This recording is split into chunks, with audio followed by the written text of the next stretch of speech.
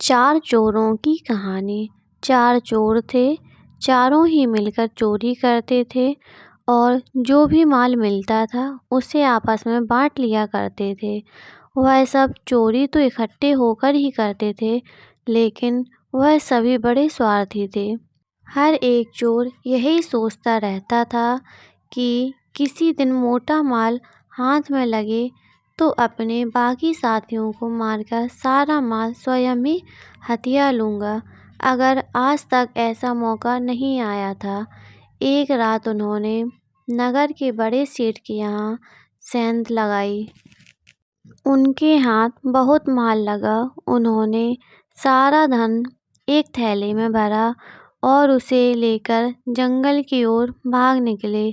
2 दिन तक वे भूखे प्यासे जंगल में छिपे रहे। वे जानते थे कि नगर सेठ के यहाँ सेंध लगाने की वारदात से शहर के चप्पे-चप्पे पर पुलिस फैल गई होगी। वे अभी तक कुछ दिन और जंगल में छिपे रहना चाहते थे, मगर मजबूरी यह थी कि उनके पास खाने पीने का कोई भी सामान नहीं था।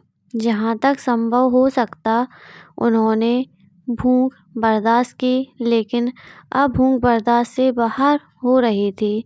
अब उन्हें भोजन की बहुत आवश्यकता थी, मगर जब भूख बर्दाश्त से बाहर हो गई तो उन्होंने फैसला किया कि उनके 2 साथी शहर जाकर वहाँ का माहौल देख आएं और खाना भी ले आएं।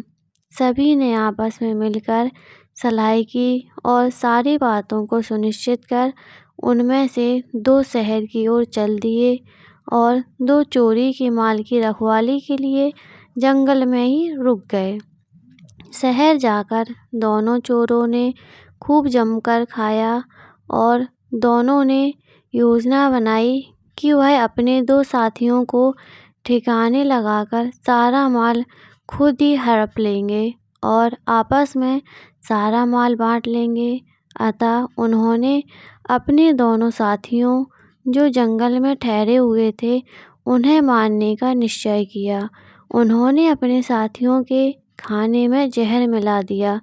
उनमें से भी प्रत्येक यही सोच रहा था कि जब हम 2 रह जाएंगे तब मैं बचे हुए एक साथी को मारकर मैं अकेला ही सारा माल हथिया लूँगा। इधर जंगल में दोनों चोरों ने खाने का सामान लाने गए अपने साथी चोरों की हत्या कर डालने की योजना बना ली थी।